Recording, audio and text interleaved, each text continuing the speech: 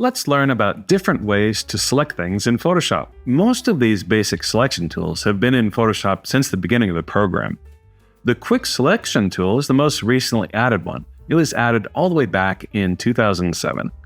And like the Magic Wand tool, it selects based on similar color and tone. But it also bases its selection on similar textures.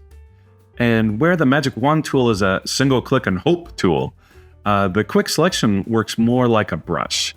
And that's why I call it the blob tool, because it grows the selection as you paint through the object you want to select. Kind of like an amoeba. We'll look more specifically about how each tool functions in the working with selections activity later in the module. I've made a video for each step of the activity as well as having the written instructions. An easy way to make even the basic selection tools work better is by using more than one of them to build a selection. Normally, every time you start using a tool, it will replace the previously made selection. But you can change this by using the keyboard modifiers or clicking on one of the icons on the options bar. To add a selection, hold down the Shift and make another selection. To subtract from a selection, hold down Alt or Option and make another selection.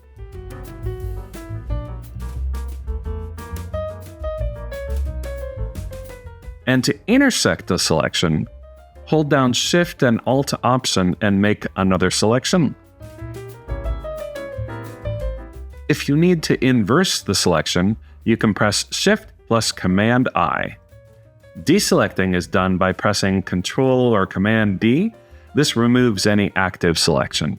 You could also go to the Select menu and choose Deselect, but who has time for that? Feathering softens the edge of the selection. You can go to Select, Modify, Feather, and then specify how many pixels you want to feather. Similarly, you can expand or contract the selection. This is useful if your selection just needs to be a little tighter or looser. This activity doesn't actually require us to use layers, but if it makes things easier, we can. I'm thinking of the mushroom hat and the ears. Those actually need to be behind the melon, and if we work on one layer, that can be kind of difficult to do. It's trivial to do that with layers. If you want an easier way to select things, you might want to try these three options. The Object Selection tool is a newer way to select things.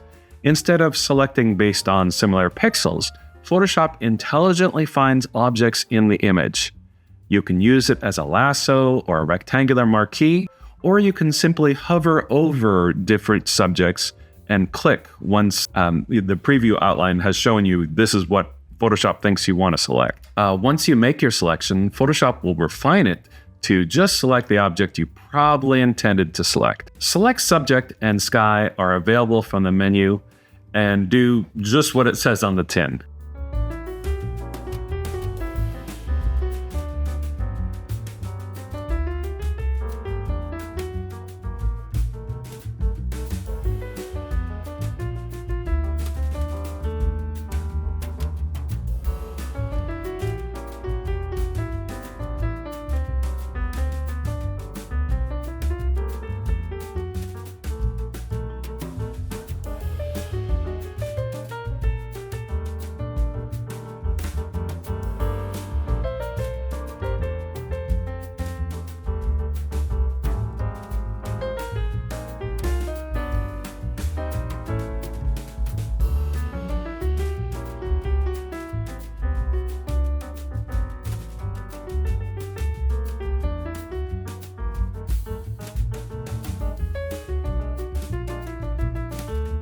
If you find after making a selection you would like to save it for later use, you can.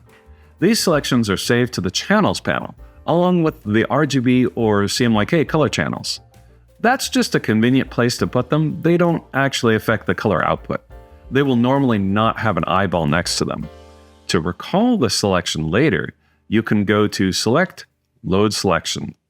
An easier way is to switch to the Channels panel and then Control or Command click on the icon for the selection.